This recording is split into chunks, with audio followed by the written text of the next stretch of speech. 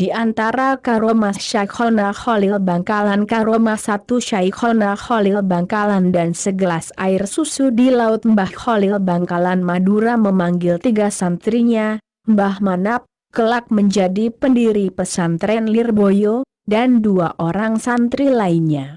Anu Cong, tolong sampean carikan air susu di laut. Saling pandang sejenak, ketiganya menjawab kompak, enggih, Kiai. Setelah pamitan mereka langsung berangkat. Dengan bekal keyakinan bahwa dawuh guru walaupun kelihatan mustahil tetap harus dilaksanakan. Selama 3 hari 3 malam mencari di lautan, ternyata hasilnya nihil. Di tengah keputusasaan ketiganya bermusyawarah. Bagaimana inilah ya? Kalau kita jawab tidak ada berarti kan sama saja mengatakan guru kita tidak tahu. Bodoh seperti beli rokok di toko bangunan, jawab lainnya. Wah gini saja, bagaimana kalau kita jawab kami belum menemukan, Kiai, kata yang ketiga. Yang akhirnya jawaban ini disetujui 2 orang temannya. Lalu ketiganya sowan kembali ke Mbah Khalil, dan mengatakan kalau belum menemukan. Oh gitu. Ayo kalian ikut saya, kata Mbah KH. Khalil singkat. Kemudian beliau mengajak ke tepi laut. Mengeluarkan gelas yang dibawa dari rumah dan mengambil air laut dengan gelasnya. Aneh bin ajaib. Ternyata air laut itu berubah menjadi susu. Sekarang mintalah kepada Allah keinginan kalian, dengan lantaranku, ucap Mbah Khalil. 2 orang santri pertama meminta agar kaya raya. Sedangkan Mbah Manap meminta ilmu yang bermanfaat. Kelak keinginan mereka terkabul. 2 orang santri itu benar-benar kaya raya, namun kekayaannya habis berbarengan dengan meninggalnya.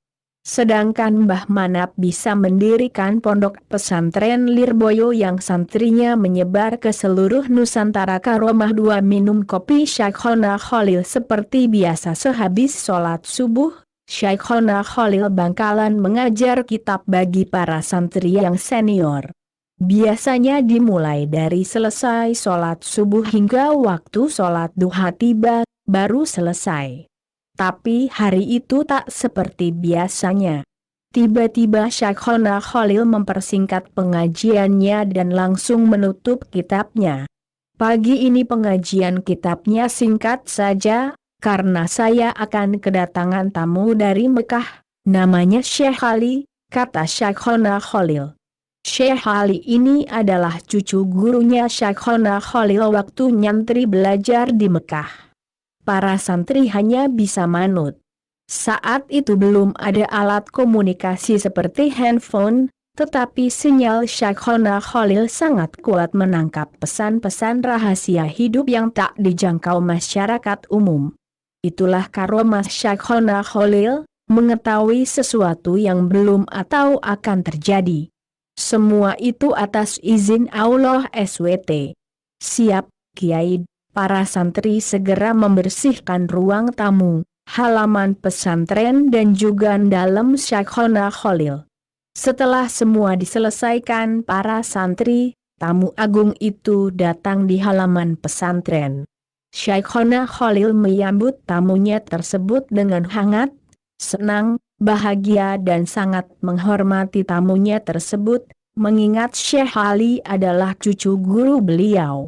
Syekhona Khalil kemudian meminta santri khadamnya untuk mengambilkan 3 gelas untuk disuguhkan kepada tamunya tersebut dan masing-masing isi dari gelas itu adalah 1 gelas air putih, 1 gelas susu, dan 1 gelas kopi. Setelah siap, Syekhona Khalil mempersilahkan tamunya untuk meminum apa yang telah disediakan. Selain itu, Syekhona Khalil memberi isyarat kepada santrinya. Apabila nanti yang dipilih dan diminum Syekh Ali itu susu, maka Syekh Ali tidak akan lama tinggal di Indonesia, sebentar juga beliau akan segera kembali ke Mekah. Tapi jika yang dipilih dan diminum Syekh Ali itu air putih, maka dia akan lama di Indonesia tapi tetap dia juga akan kembali lagi ke Mekah.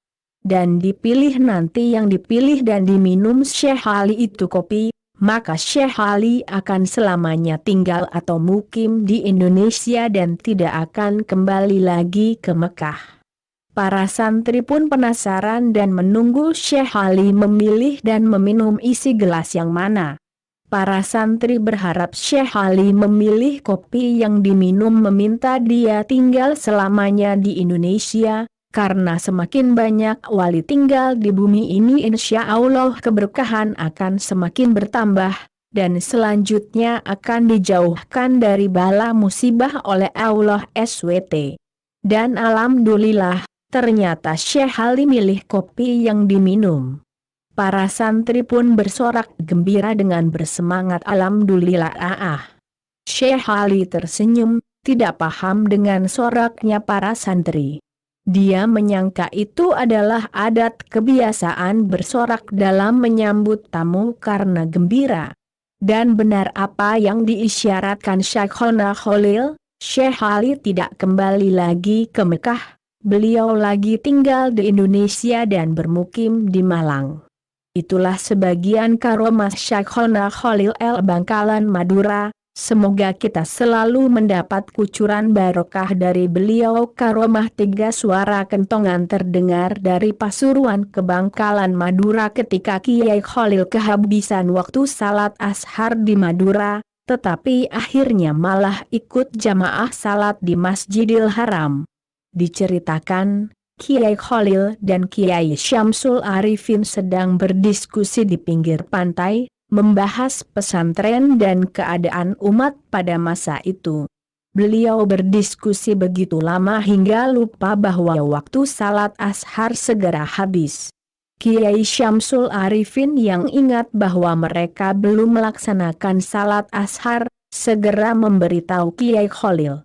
Karena waktu ashar hampir habis, Kiai Syamsul Arifin mengatakan, mereka tidak mungkin salat secara sempurna. Kiai Khalil kemudian mengutus Kiai Syamsul Arifin untuk mengambil kerocok, bukannya mencari tempat wudhu dan musala. Kiai Syamsul Arifin yang bingung tetap saminawa atau na dan beliau tetap mencari daun kerocok. Setelah menemukannya, Kiai Khalil lantas mengajak Kiai Syamsul untuk naik di atas kerocok tersebut. Tiba-tiba kerocok itu melesat super cepat ke arah Makkah. Sesampainya di Makkah, azan salat ashar baru saja dikumandangkan dan mereka mendapatkan saf pertama salat ashar berjamaah di Masjidil Haram.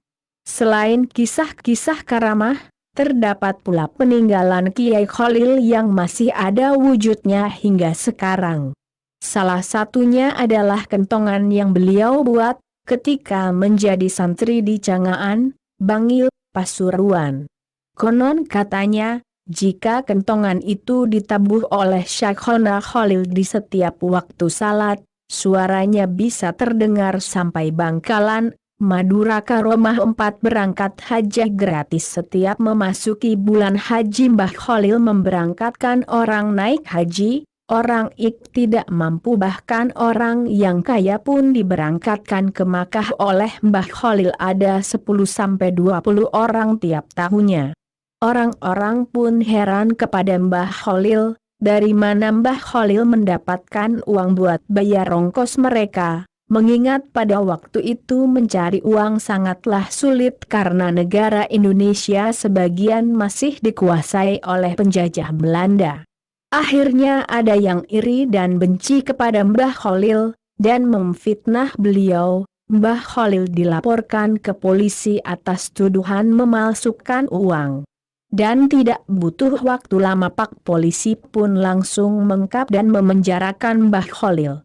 Kejadian aneh mulai terlihat ketika Mbah Khalil diinterogasi oleh polisi. Kiai, saya memanggil Anda karena ada yang melaporkan kalau Anda telah memalsukan uang, kata Pak polisi. Saya tidak memalsukan uang, itu tidak benar, jawab Mbah Khalil. Anda tiap tahun memberangkatkan orang naik haji, Terus Anda dapat uang dari mana? Sanggah Pak Polisi, yang memberangkatkan mereka naik haji bukan saya tapi Allah SWT, jawab Mbah Khalil. Sambil berkata demikian Mbah Khalil menunjuk sebuah batu dengan tangannya, dan subhanallah, dengan izin Allah SWT batu itu seketika berubah menjadi emas murni 24 karat. Pak Polisi terbelalak matanya melihat kejadian aneh itu. Mbah Khalil juga menunjuk batu lain, dan seketika batu itu pun juga berubah menjadi emas. Melihat emas berserakan Pak Polisi saling berebut mengambil batu tadi berubah menjadi emas. Pak Polisi akhirnya sadar kalau Mbah Khalil difitnah, dan hari itu juga Mbah Khalil dibebaskan dengan hormat. Itulah sebagian karomah Mbah Khalil Bangkalan, seorang wali tidak butuh harta. Justru mereka menjauhkan diri dari kesenangan dunia. Semoga kita selalu mendapat kucuran barokah dari beliau hingga bersambung kepada baginda Nabi Muhammad sallallahu alaihi wasallam. Karomah 5 Syekhona Khalil Bangkalan kepada Kiai Hashim Ashari Jombang. Seorang pemuda dari Jombang sedang nyantri di Kademangan, Madura. Tugasnya mengurusi kuda milik sang guru, Syekhona Khalil. Alhasil kesempatannya mengaji pun tak terlampau banyak. Suatu hari, Syekhona kerawuhan tamu dari tanah Jawa, seorang kiai yang santrinya masih berjumlah puluhan. Setelah diajak duduk sambil menikmati suguhan, tamu tersebut mengutarakan keperluannya pada tuan rumah yang mulia. Mbah Khalil, niat saya yang pertama datang ke sini adalah ingin silaturahim, dan yang kedua, hendak menikahkan putri saya. Berhubung dia sudah dewasa, kiranya patut saya carikan jodoh, apalagi usia saya juga sudah diambang pintu ajal.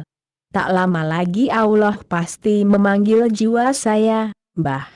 Jika ada calonnya, saya mohon petunjuk dan izin untuk mencarikan. Tanpa berpikir panjang, Mbah Khalil langsung memanggil santrinya yang sedang mengurusi kuda di belakang rumah.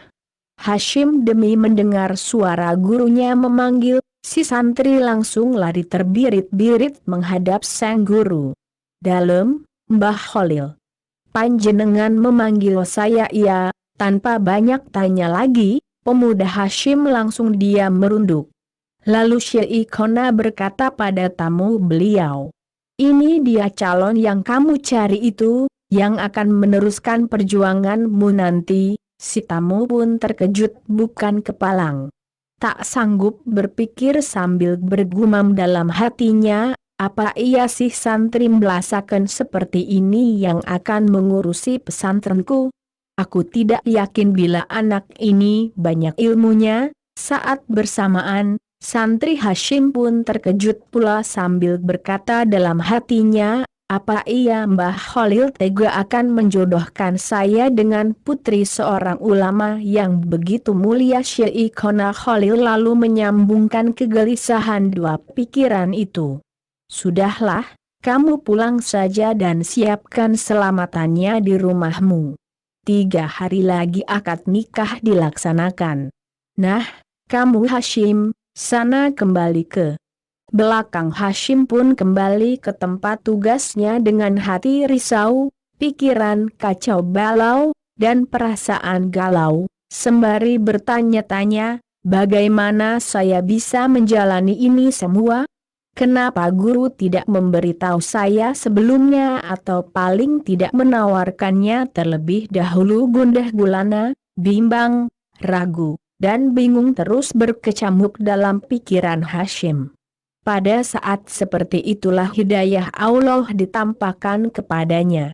Ia teringat suatu hari saat Syekhona sedang mulang kitab dan menurunkan dawuh, sesiapa di antara kalian yang ingin tercapai hajatnya, maka bacalah selawat nariyah sebanyak mungkin, pada waktu ijabah yang sangat dianjurkan, yaitu setelah separuh malam hingga menjelang subuh. Tengah malam itu juga, Hashim melaksanakan apa yang pernah diucapkan Syekhona. Menjelang subuh ia keboboan. Kala itulah hal ajaib terjadi dalam mimpinya. Ia bertemu Imam Al-Bukharirah yang mengajarkan padanya hadis sahih selama 40 tahun. Manakala terjaga, Hashim tertegun atas mimpi mistikal yang ia alami. Pada malam kedua, hal yang sama terjadi lagi.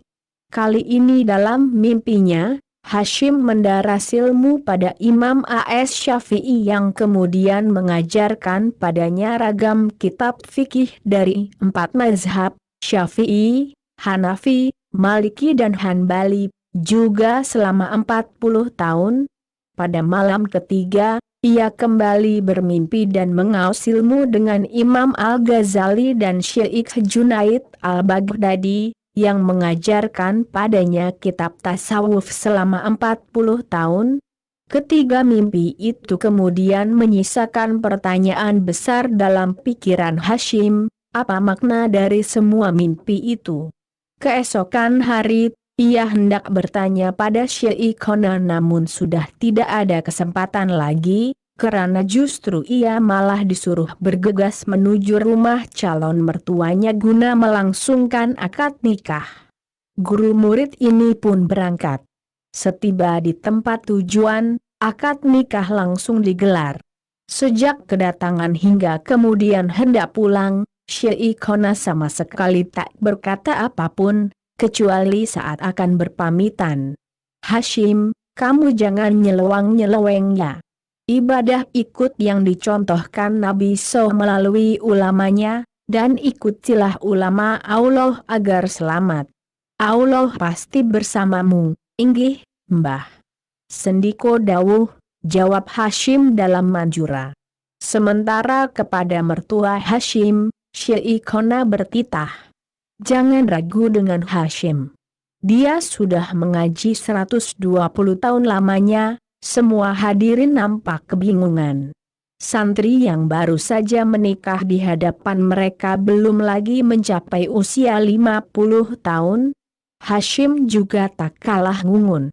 Bagaimana mungkin gurunya tahu perihal mimpi mistikalnya? Tak peduli dengan itu semua, Syekhona pun kembali ke Bangkalan. Esok hari, Hashim diuji sang mertua. Ia ingin membuktikan soalim apakah menantu yang dijagokan gurunya itu. Ujian membaca kitab pun dihelat di masjid pesantren. Hashim mulai gugup. Keringatnya panas dingin. Sementara di tempat biasa mertuanya duduk, sudah disediakan 2 kitab tafsir dan hadis.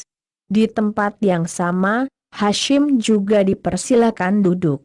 Ujian ini jadi kian menakjubkan kalau Hashim langsung membaca dengan fasih, hafal luar kepala, serta membahas laiknya para masyayikh yang sudah kenyang dengan segudang ilmu tanpa memegang bahkan membuka 2 kitab tersebut.